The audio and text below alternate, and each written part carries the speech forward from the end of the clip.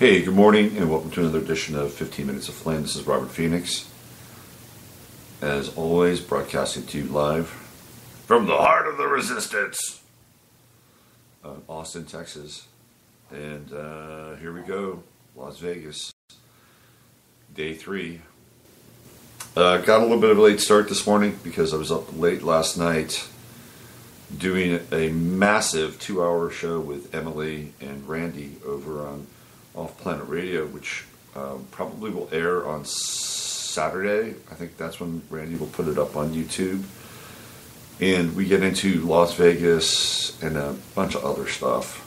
It's a really, really good show. And a lot of kind of freewheeling, spontaneous, synchronistic moments in the show that caught all of us by surprise. So please check it out and listen in. And they're going to a Patreon model, so they're trying to support what they do. And their model is really, really affordable, and you may want to check that out.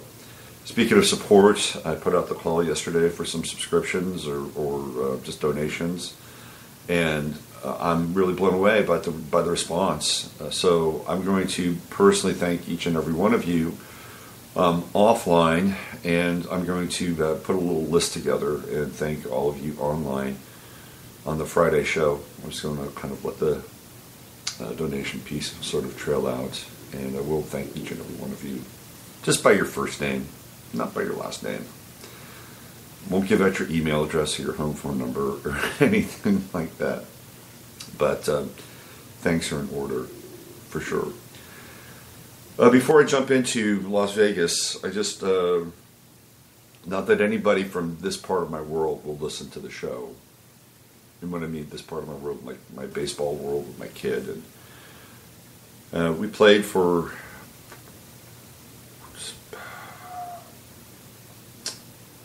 4 years down at Oak Hill, which is the baseball facility down the road from my house.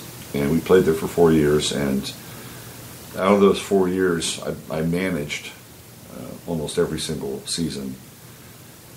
And you run across people when you get involved with these things, and they become sort of a part of your life, even though they're not a mainstay. They're not maybe a spoke in the wheel, but they're kind of close because you manage against them, and you see them down at the fields, and so there's they're in your life. Are they your best friend? No. But are they a good guy? And when you see him, do you go up to him? Do you talk to him? Yes. So I got an email yesterday from the league, and one of the managers who I managed against and kind of knew, in a pretty good way. I'd been to his house. He died all of a sudden. This guy, probably a little bit younger than me, I'd say probably around 52. And he just died. I don't know what the cause of his death was. His name is Stan McDonald. And he has a son, just a little bit older than my son, and another son older than that. And I mean, it's got to be. And he was very, very close to his children. Very close. And I met his wife. She was a nice lady, good woman. He's just gone. I don't know what happened to Stan. I don't know what took him out, but just a moment of recognition and remembrance to you, Stan McDonald, even though nobody from that world that I had coached and ever listens to this show, but that's okay. Thank you for just being a good guy, and I did enjoy the times I managed against you. Well, the one game was very frustrating. Anyway, it gets us to think about life, and the meaning of life, and the immediacy of life, which is probably a good segue into this whole Las Vegas thing. I want to read you. God, I have to go get it though. I'm working on a piece on Las Vegas, and the intro to the piece talks about how when we have this event or an event like this, we're being asked, or we're not even asked, it's a natural response for us to tap into our emotional and spiritual and psychic reserves. And I was sensing mine, and I was sensing the world in general. It's like, what's there? What's left in the tank? What do we have? Do we have any psychic, emotional, spiritual reserves? I don't know. I don't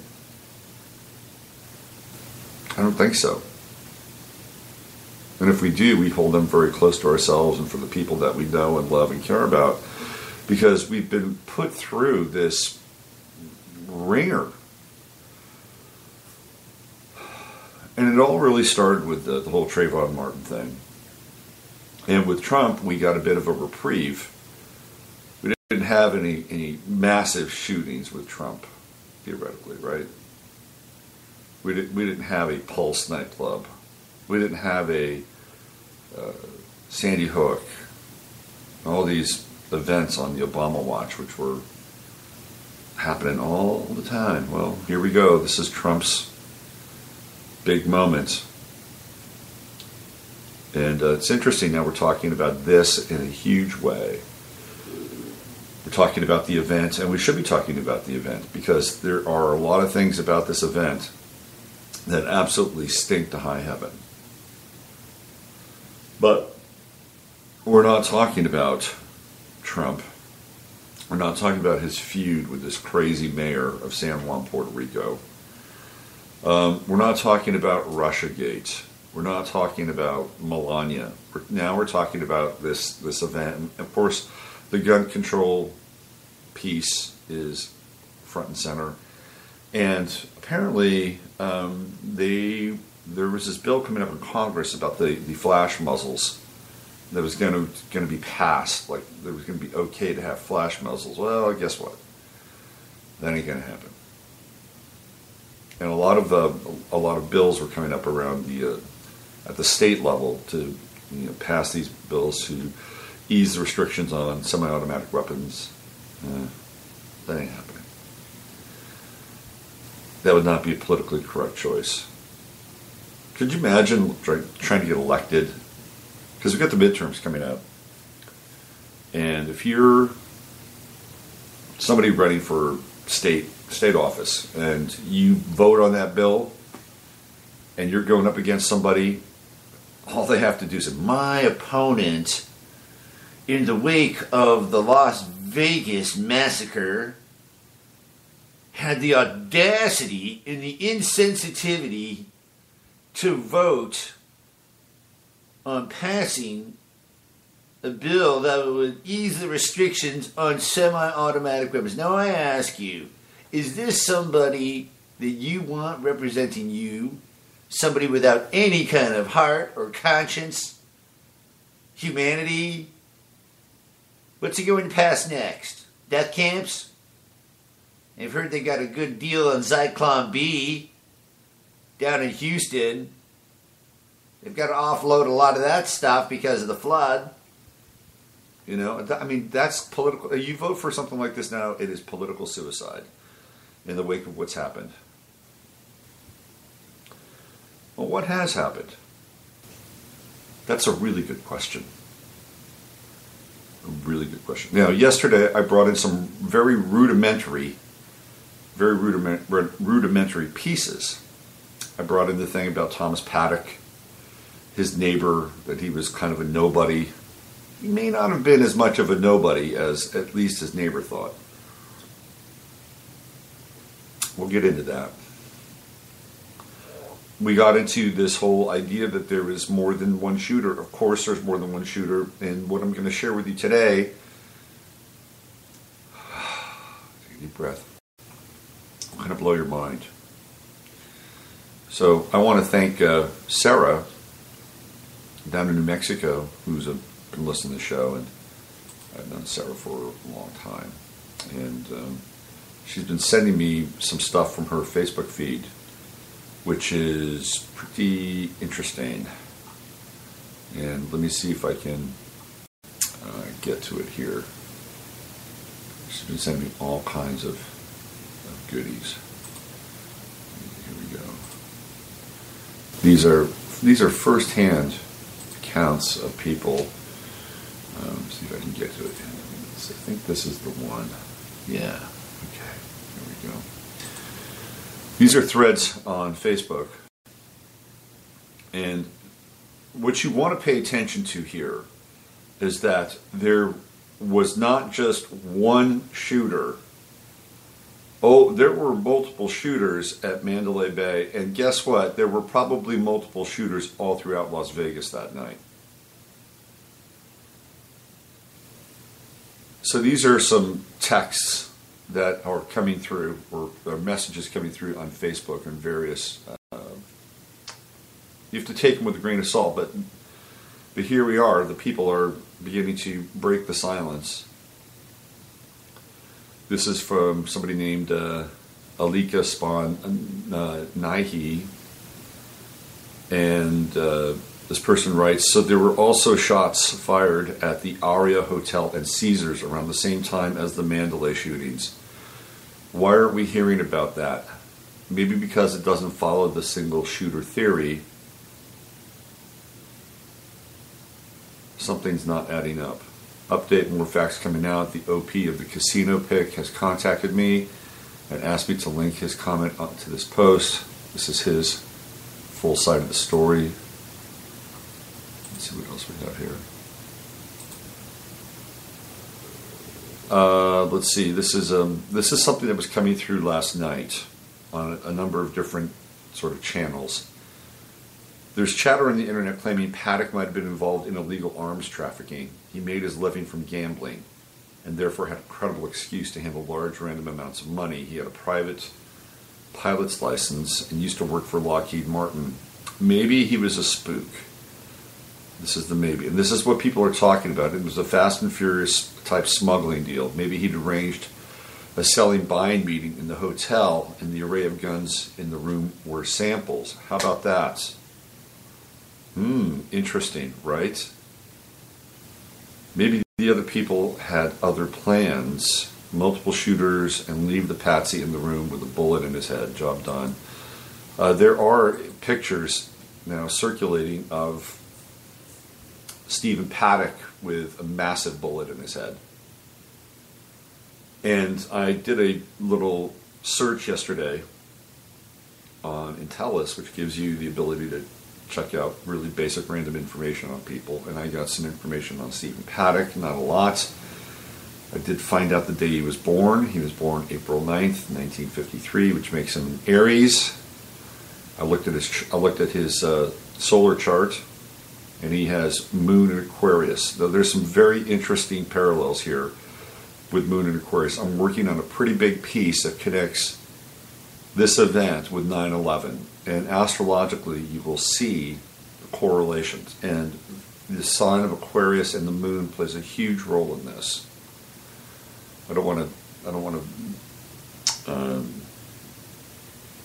unfurl too much at the moment, but you'll see. Here's a woman. Her name is Ms. Miller, and the reporting was done by Ryan Keene and Sally Coates. I guess these are people down in Las Vegas. Ms. Miller said the man sprinted through her hotel after coming off an escalator from the Mandalay Bay. The man they security were chasing was wearing a security jacket like them. How about that? So now we have a guy who's running away from the crime scene in the Mandalay. And he's wearing a security jacket, just like the security people at the Mandalay Bay. God, what if they had caught one of these fuckers? Oh, I know what happened. Wendy Miller from Cooroy on the Sunshine Coast also caught up in the attack. She was at a bar in the nearby Luxor Hotel. Well, Luxor, of course, is the giant black pyramid, which is the esoteric heart of Las Vegas. She was at a bar in the nearby Luxor Hotel with her husband when she saw what she described as a man of interest run by.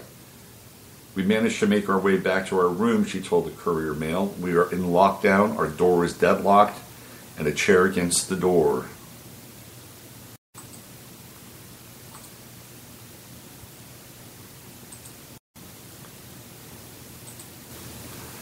Australian Brian Hodge, who previously worked at Jupiter's Casino on the Gold Coast, claimed he was staying in the room next to the shooter on level 32, which is 23 reversed, obviously, and 1 degree removed from 33 at the Las Vegas resort. He said he managed to escape the initial horrific scenes inside the hotel, but found himself forced to hide in a bush for several hours after the event. I got out safely, and I was hiding in bushes. There were multiple people dead and multiple shooters. I was just waiting for the police to come. Okay, so let's just stop right there. These are just a few eyewitness accounts. Well, here's one more. Let me read this to you. This is from somebody named Nadia Giselle, which is also coming from Facebook. Paris Casino had active shooting as well. I work there. I don't understand why they are not saying the truth. I literally run for my life. Just got home. So there was something big happening in Las Vegas that night. Something really big. And here's what I'm wondering. I'm wondering if there was going to be let's put it this way. We know that the Mandalay Bay event took place. And even though there were crisis actors hired beforehand, this is a real event. This is a real event. People got hurt. People died. People got seriously wounded. It's a big deal. It's a very big deal. Now, could it have been a bigger deal? Could it have been people dying in multiple casinos? Think about that. Now, clearly that was not the case, since the majority of the people that were wounded and or unfortunately killed. Listen, if this is a PSYOP, and it is, big time PSYOP, and it is a PSYOP, meaning it's a psychological operation. False flag, false flag possibly, but it's not a false flag the same way to say Sandy Hook is a false flag. This is a 9/11 style false flag. This is a big one. And if I had, first of all, simply as an American, this is bullshit. This is total bullshit. As a human, if I had somebody who had been wounded or hurt in Las Vegas, I would be so pissed off. I would be furious. I would want to get to the bottom of this, and I would take absolutely no prisoners, none whatsoever. And I certainly would not take the company line that Paddock was this lone gunman, and he was able to wreak all this havoc and loss of life.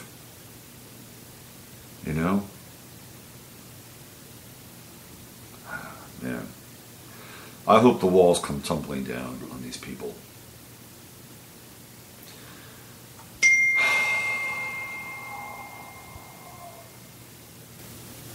Just take a deep breath here. All right. So there's video proof of a second shooter on the far lower floor with a flat platform machine gun and muzzle blast. Okay. One shooter with assault rifles, time and bullets don't add up. That's correct. John Rappaport is coming in with his piece here. One shooter, false flag. Let's read a little Rappaport here. False flags are always, this is from Rappaport and yesterday, false flags always target the psychological state of mind of the public. Mind control is the goal. To boil it down, a false flag is an operation stage to blame someone for a crime, someone who didn't commit the crime. Why? Because by blaming that person and group, and by convincing many others to blame that person or group, you can achieve important objectives. Simplistic, over-exaggerated version. Last night, a homeless man was found shot dead in an alley. The gun was found next to his body. The mayor's fingerprints were on the gun planted. The mayor arrested in his office. The electioneers, the mayor's opponent, now appears to have a clear path to victory. Less simplistic version. The worst mass shooting in U.S. history. Stephen Paddock, 64, had been named as the Las Vegas shooter. He is dead. He killed 58 people at a concert and wounded 515 others. In the Congress, calls are rising for new gun control laws. But it turns out the evidence suggests there were multiple shooters in the Mandalay Hotel. Paddock may or may not have been one of them. The overall operation was designed to invoke widespread horror and fear and usher in new restrictions on gun ownership. The other possible shooters in the hotel have been professionals, tasked with killing as many people as possible at the country music concert. Gun control would not be the only agenda in this false flag. Heavy, militarized police all over the country would be another agenda. Putting a significant dent in the economy would be another, if attendance at public events and crowded public places diminishes. Such a reduction in attendance could even affect political forums and other gatherings where free speech and the right to assemble are vital. We've already seen significant disruptions of these events. Invoking fear and passivity in the population is another basic agenda. This leads to the attitude, let's let the authorities handle everything. We could see new, more outrageous violations of constitutional search and seizure principles, all in the name for security. As in the aftermath of Sandy Hook, there may be new calls for psychiatric screening of the population, including young children, in order to spot criminals before they commit crimes. This is sheer madness because no so-called mental disorder is based on any defining lab test, and many of the prescribed drugs, SSRI, antidepressants, push people over the edge into committing violence, more calls for psychiatric screening, more drugs, more violence, an escalating scenario repeating cycle leading to tighter control from above. When was the last time you saw a major false flag exposed by the mainstream press and then admitted to by the actual perpetrators? Who then explained the true objectives? Never. False flags are, over the long term, essential to maintaining and expanding the status quo. Power is collected and increased at the top and then exerted downward. Note, all prior analysis I've made about the duration of the shooting and numbers of people killed and injured are subject to change. Why? Because as of yet, we have no accurate reports on how many of the people, 515 people injured, were actually shot versus trampled or hurt in some other fashion. Also, police reports are emerging differ from the duration of the shooting. New York Times is talking about roughly 7 minutes.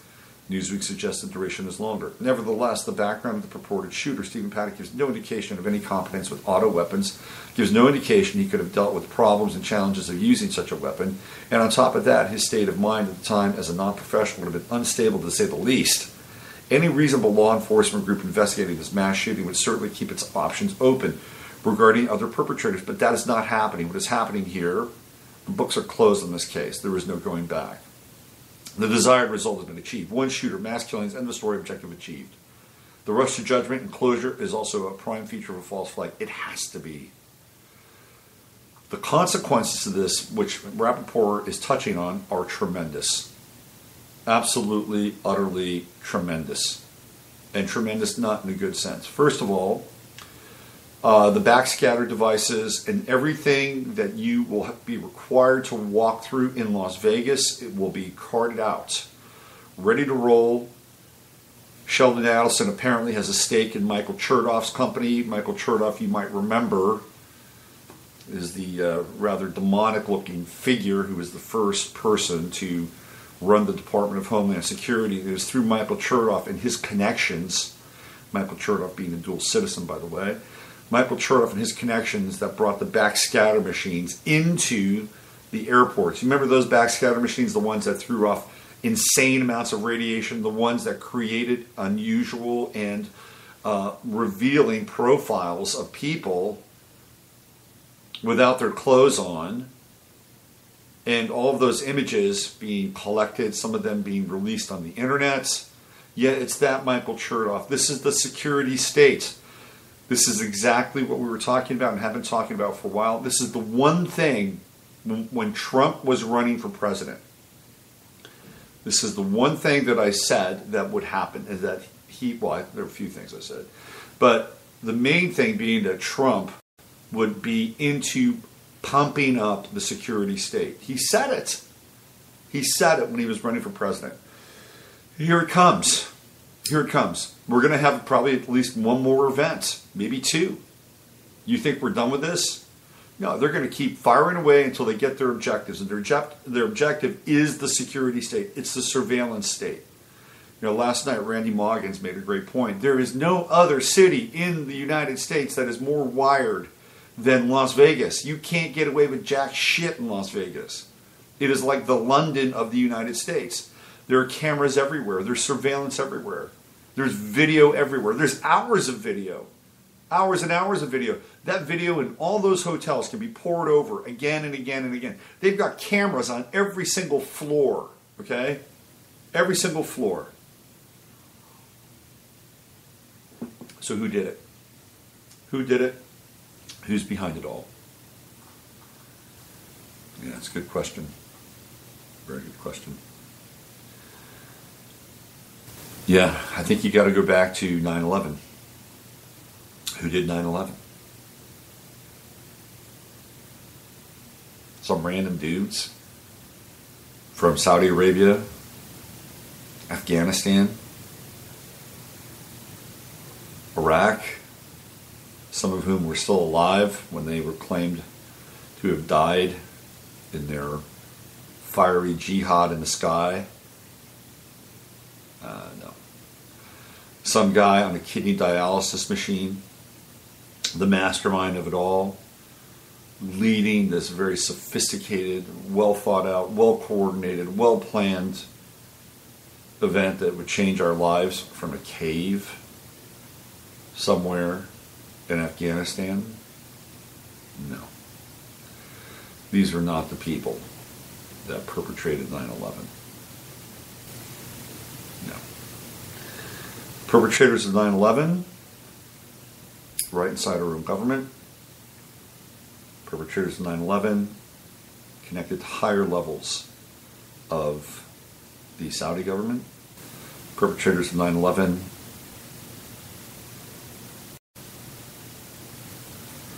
one of our friends in the Middle East. Yep. These are the people behind 9/11. That's your triad, and guess what? It's the same triad that did yesterday, or I'm sorry, Sunday. Oh, boy. This is going to be very interesting to see how this goes down in the aftermath of everything. You've got Alex Jones, who is making me sick. I have to watch him because I have to know kind of what the other side of this agenda is. But he's making me sick. Alex Jones is basically saying that Stephen Paddock has been radicalized, right? That his Matahari girlfriend, Mary Lou Danley, somehow took his mind over and brought him to Syria, where Stephen Paddock was trained because he was wearing a pussy hat at a march somewhere. He's a radical. That's Stephen Paddock. He was trained in Syria because now apparently the Kurds are training Antifa in Syria, according to Alex Jones. Oh, we just can't get out of Syria, can we? Look, Alex Jones is in the back pocket of Netanyahu in Israel. It is clear. It is clear as day. Alex Jones is a neocon masquerading as a truther. And he's got some interesting stuff to say. Don't get me wrong. And I like it when Alex gets into his systems of control stuff. He's pretty good at it, the AI stuff. He's got that stuff down. But that's all just a wrapper. That's, that's the burrito. That's the tortilla. What's inside the tortilla is a whole other thing. Okay? So he's pushing this narrative that Stephen Paddock was an Antifa Muslim, that he'd been taken aboard by Antifa and swayed by their political leanings and rage and then converted to Islam. So now we're merging Islam and Antifa. You see, these agendas are being spun by both sides. You understand what I'm saying? They're being spun by both sides. On the left, it's guns, it's safety, it's crowd control, it's everything that John Rappaport was talking about. On this other side, which is the right, and Alex Jones leading the charge, this is a blatant display of anger and rage towards America, freedom, truth, all those things that he likes to espouse. And this sad sack, son of a bitch, Stephen Paddock, is the guy that's responsible for it. He'll rev this thing up, and he'll do it for about 3 or 4 minutes, and then he'll say, well, maybe he's a cutout. We don't know. Well, come on. What is it? What is it? Is he a mind-controlled operative by ISIS? Or is it cutout? Which one is it, Alex? You just spent 5 minutes talking about all this evidence that leads to him because there's a picture of his girlfriend in Dubai. Okay? So?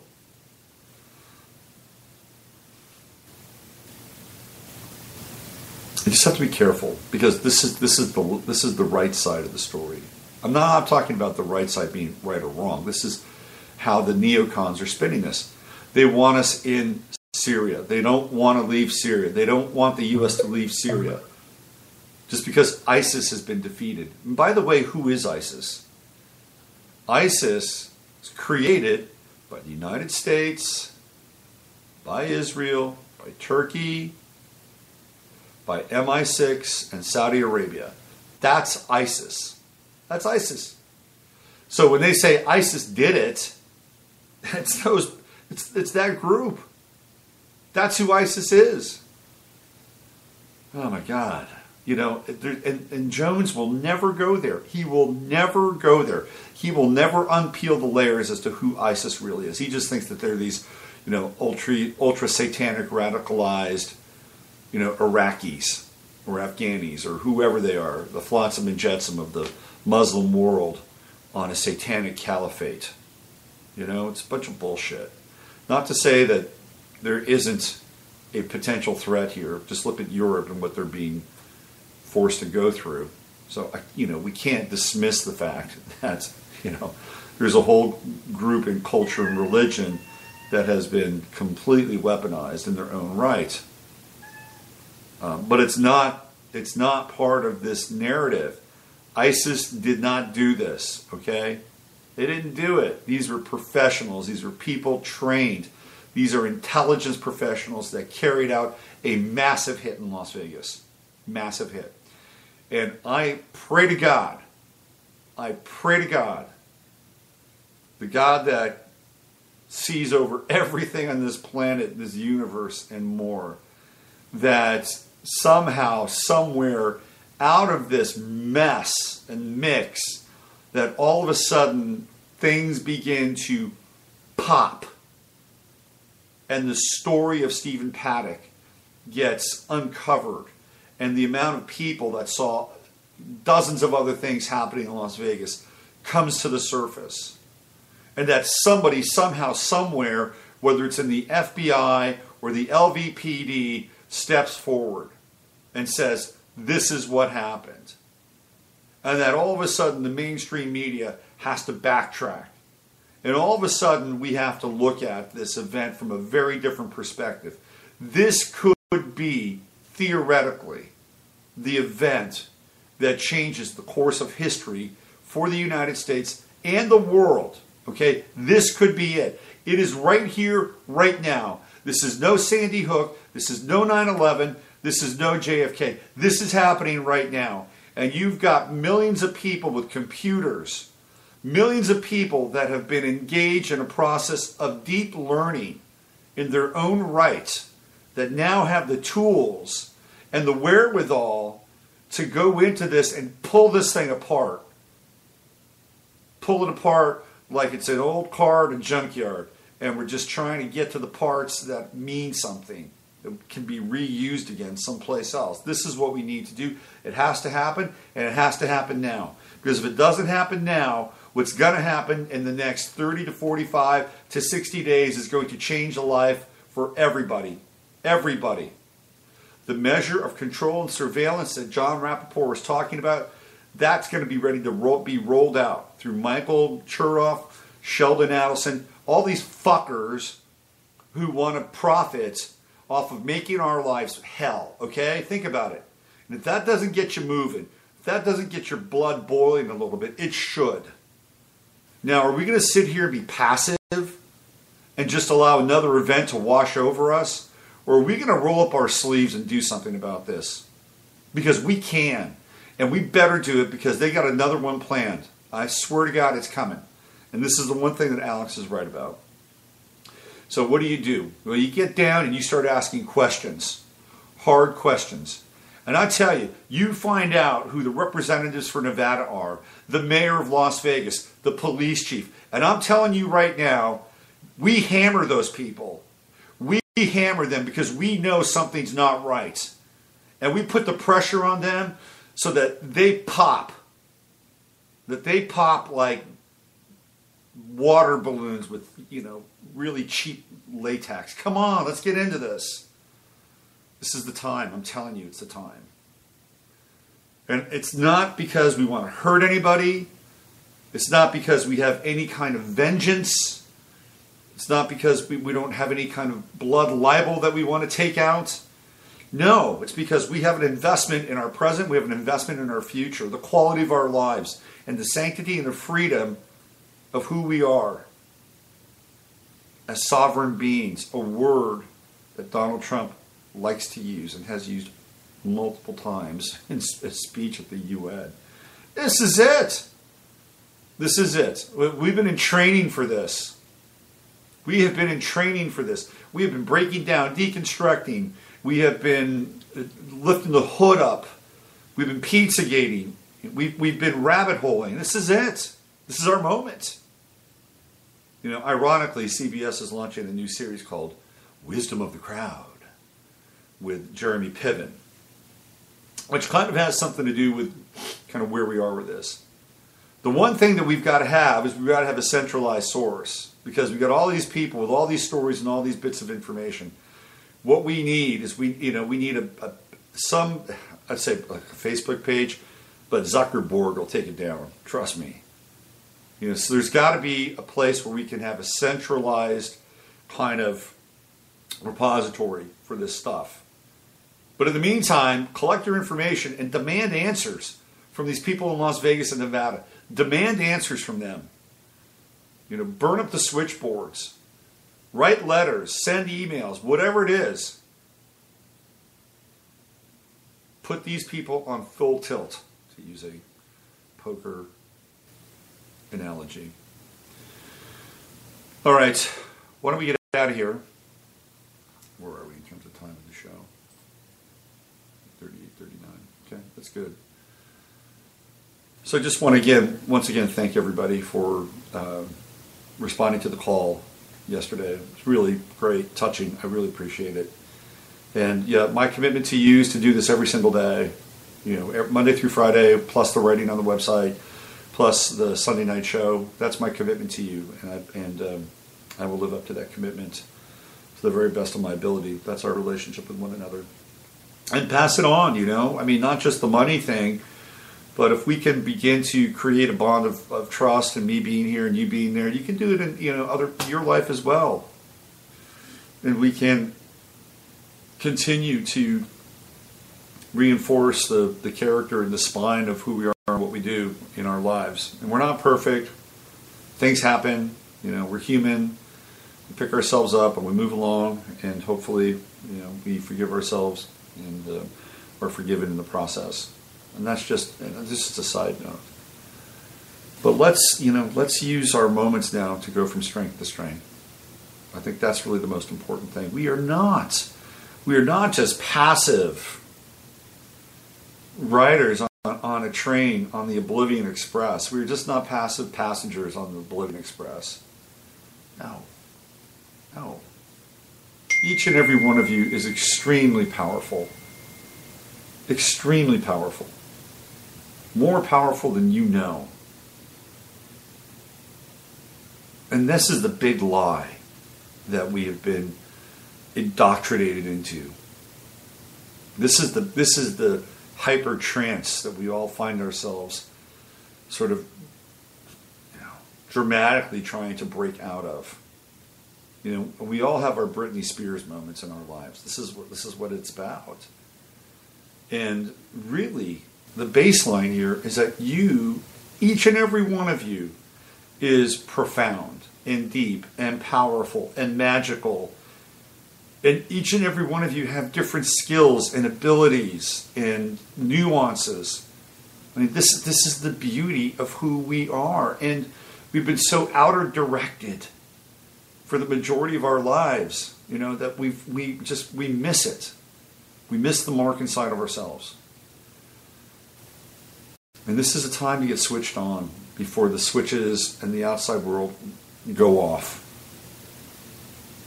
So take your power back. Take your power back. You don't have to be arrogant. You don't have to be egotistical. It has nothing to do with that. In the name of truth and love, it has nothing to do with that at all. You can be humble. You can be self-effacing. You can be modest. But you can be a tiger if you need to be. And that's what it's all about. All right. You know the drill. Use your head to discern what's real, your heart to stay open to what's possible. This is Robert Phoenix. I'll be back 24 hours from tomorrow.